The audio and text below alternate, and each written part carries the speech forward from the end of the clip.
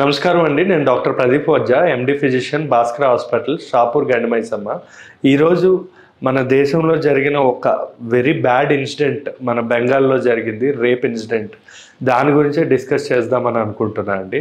RG Kar medical యూనివర్సిటీలో జరిగిందండి ఈ ఇన్సిడెంట్. ఒక 31 సంవత్సరాల ఒక డాక్టర్ మీద రేప్ అటెంప్ట్ అయింది. రేప్ అటెంప్ట్ గురించి నేను ఆ పోస్ట్ మార్టం రిపోర్ట్ చదివాక అసలు నాకు చాలా బాధ అనిపించింది. అసలు ఆ ఇన్సిడెంట్ గురించి ఖచ్చితంగా అసలు ఎందుకు ఈ రేపులు చేయాలి, ఈ రేపులు అనేవి మన ఇండియాలోనే ఎందుకు పెరుగుతుంది అన్నది ఈరోజు మనం తెలుసుకుందాం. ఎందుకంటే నేను అబ్రాడ్లో చదివి రావడం వల్ల అట్లీస్ట్ స్టేటస్ కూడా పెట్టాలన్నా కూడా మన ఇండియా పరువు పోతుందని చెప్పి నేను అంత స్ట్రాంగ్గా ఏ స్టేటస్లు కూడా పెట్టలేకపోతున్నాను యాజ్ ఆఫ్ నౌ. సో ఇప్పుడు అసలు ఆ అమ్మాయికి ఆ రిపోర్ట్లో ఏమని వచ్చింది అంటే, ఆ అమ్మాయిని చాలా బలంగా గోడకేసి తలని కొట్టి, తర్వాత ఏం చేశారు అంటే కొట్టినప్పుడు ఆ వెనకాల తల పగలడమే కాకుండా ఆ స్పెట్స్ ఏవైతే ఉంటాయో ఆమె వేసుకునే కళ్ళద్దాలు, గాజులు కళ్ళల్లోకి గుచ్చుకొని బ్లీడింగ్ అనేది, కళ్ళ నుంచి బ్లీడింగ్, ముక్కు నుంచి, నోట్ నుంచి, ఇంటర్నల్ ఆర్గాన్స్ నుంచి లేదా ఆమె ప్రైవేట్ పార్ట్స్ నుంచి కూడా బ్లీడింగ్ అనేది ఉంది. ఇంకొక దిగ్భ్రాంతి చెందే విషయం ఏంటంటే, ఆ అమ్మాయి అరవకుండా ఉండడానికి కంప్లీట్గా మెడ అనేది తిప్పి కాట్లేజ్ ఏదైతే ఉందో అంటే మెడను కూడా విరగ్గొట్టి ఆ అమ్మాయిని రేప్ చేయడం జరిగింది. అంటే కంటి మీద, ముఖం మీద, కడుపులో గుద్ది, ఈవెన్ కాళ్ళు కూడా 90 డిగ్రీస్, అంటే కాళ్ళు ఎలా ఉండాల్సిన 90 డిగ్రీస్లో దాన్ని చేసి మరి రేప్ చేయడం అనేది జరిగింది. ఇంకా ఫోరెన్సిక్ రిపోర్ట్లు ఇంకొన్ని కూడా మనం తెలుస్తుంది. లైక్ స్పర్మ్ అనేది 150 mg ఉందని, 150 ml ఉందని, 150 grams ఉందని ఉంది. అది నిజంగా 100% అయ్యి ఉండదు. ఎందుకు అంటే ఒక మనిషి సగటుగా 2 నుంచి 3 ml స్పర్మ్ అనేది వస్తుంది. 150 ml అంటే మినిమం 100 మంది రేప్ చేసినా అంత స్పర్మ్ అనేది వస్తుంది. సో మ్యాక్సిమం ఈ సైకో ఎవరైతే ఉన్నాడో ఈ సంజయ్ రాయ్ అనే అతను ఈయనే చేశాడు. ఇంకొకటి ఏంటి అంటే వేరే వాళ్ళు కూడా ఈయనకి హెల్ప్ చేసి ఉండొచ్చు. మేబీ ఏమైనా డ్రగ్ ర్యాకెట్స్, సెక్స్ ర్యాకెట్స్ కూడా ఉండొచ్చు. అవి ఇంకా సిబిఐకి ఇప్పుడే ఇన్వెస్టిగేషన్ అప్పచెప్పారు కాబట్టి ఆ నిజాలు అన్నవి ఇంకా బయటికి రావాల్సి ఉంది. ఇప్పుడు మనం ఈ సంజయ్ రాయ్ అనే మనిషి ఎంత క్రూరమైన మృగం లాంటి వాడు అంటే డైరెక్ట్గా చెప్తున్నాడు పోలీసులకి, ఎటువంటి ఫీలింగ్ కానీ ఎటువంటి బాధ కానీ అతనిలో కనబడలేదు. అట్ ద సేమ్ టైం డైరెక్ట్గా పోలీసులకి ఏమని చెప్తున్నాడు అంటే, కావాల్సిన నన్ను ఉరి తీసుకోండి అని చెప్పాడు. ఆ రోజు ఏం చేశాడు అన్నది కూడా క్లియర్గా చెప్పాడు. ఏమని అంటే, నేను అయిపోయాక ఆ రోజు చాలా ప్రశాంతంగా ఇంటికి వెళ్ళి పడుకున్నాను. నా బూట్లకు ఉన్న రక్తం కడిగి చేతికి కానీ మన షర్ట్కి కానీ ఉన్న రక్తాన్ని తొలగించి నేను ప్రశాంతంగా పడుకున్నా అని చెప్పాడు. ఇంకా మనకు తెలియని విషయం ఏంటి అంటే, ఆ అమ్మాయి గోళ్ళల్లో కూడా రక్తం ఉంది. అంటే ఆ టైంలో ఆ అమ్మాయి ఎంతో పోరాడితే తప్ప ఆ గోళ్ళల్లో రక్తం, అంటే చాలా పోరాడింది. కానీ వీడు ఆ అమ్మాయిని కొట్టి ఆ అమ్మాయిని రేప్ చేయడం అనేది జరిగింది. అంత క్రూరమైన మృగంలా చేశాడు. ఈ రేపులు జరగడానికి కారణం ఏంటి అనేది మనం తెలుసుకుందాం. మెయిన్ కారణాలు ఏంటి అంటే మన సొసైటీలో ఉన్న పీపుల్ మెంటాలిటీ అనమాట. ఈ కల్చర్ అని చెప్పి ఇదని చెప్పి ఇవి ఏమని అంటూ ఉంటారంటే, అమ్మాయిలు ఫుల్గా డ్రెస్ చేసుకోవాలి, రాత్రులు తొందరగా ఇంటికి వచ్చేసేయాలని చెప్పి ఒక పోలీస్ అతను చెప్పడం జరిగింది ముందు. అంటే మరి చిన్నపిల్లల మీద ఎందుకు రేప్ జరుగుతుంది అన్నది కూడా మనం తెలుసుకోవాలి. మరి వాళ్ళు అంతా డ్రెస్ చేసుకుంటారు, వాళ్ళు చూడడానికి ఏముంది? ఇది ప్రాబ్లం విత్ మెంటాలిటీ అనమాట.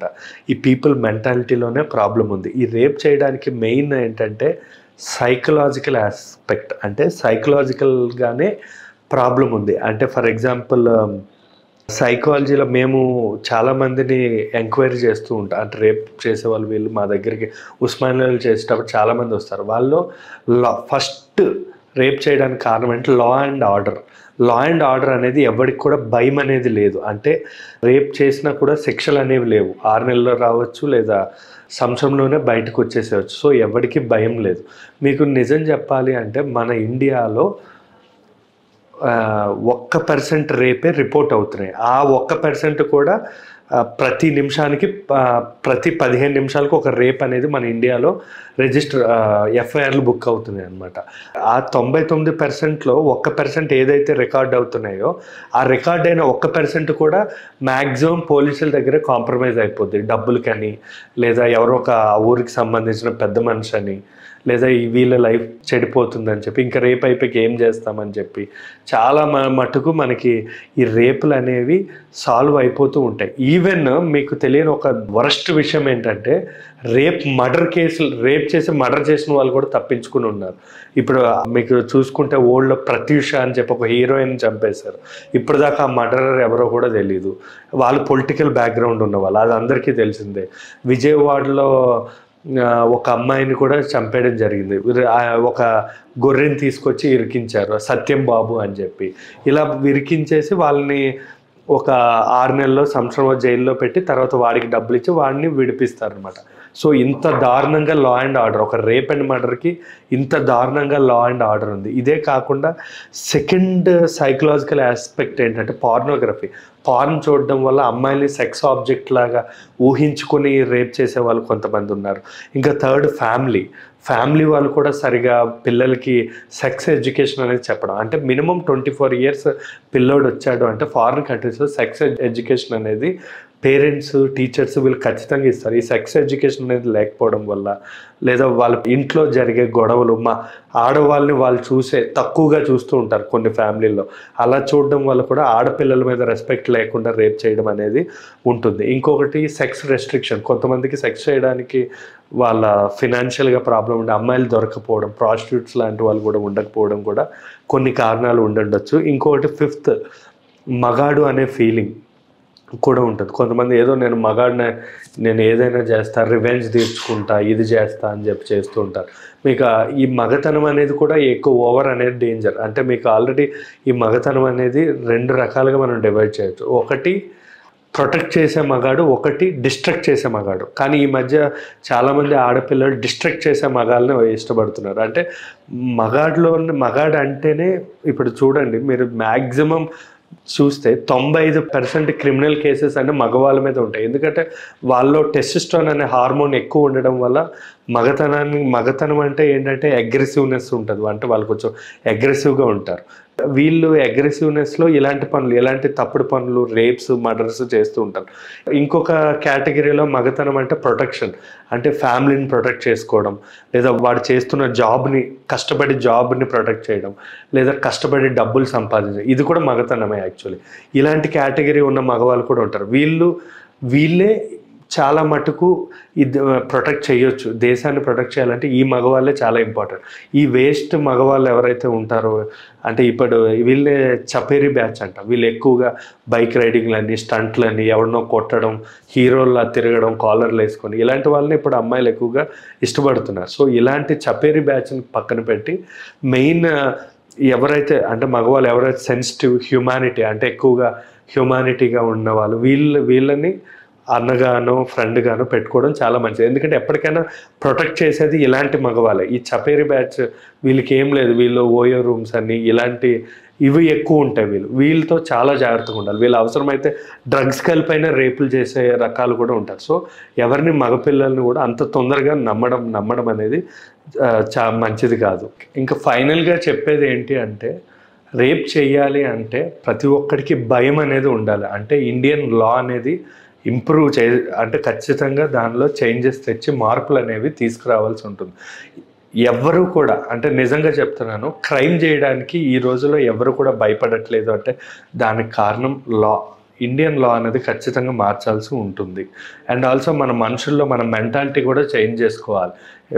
మన ఇండియా అంటే మన దేశాన్ని మనం ప్రొటెక్ట్ చేసుకోవాలి, బాగుపరచాలి అనే ఒక మెయిన్ మోటో అనేది ప్రతి మనిషిలో ఉండాల్సి ఉంటుంది. ఇంకా చెప్పాలంటే డాక్టర్స్కి వాళ్ళు వర్క్ చేసే ఏరియాలోనే వాళ్ళకి సేఫ్టీ లేకపోతే వాళ్ళు బయట ఎందుకంటే ఇప్పుడు పోలీసులకి ప్రొటెక్షన్ ఉంటుంది, పొలిటీషియన్స్కి ప్రొటెక్షన్ ఉంటుంది, అందరికీ లాస్ అనేవి చాలా స్ట్రాంగ్ ఉంటాయి. కానీ డాక్టర్స్కి అలా లాస్ అనేవి ఉండవు.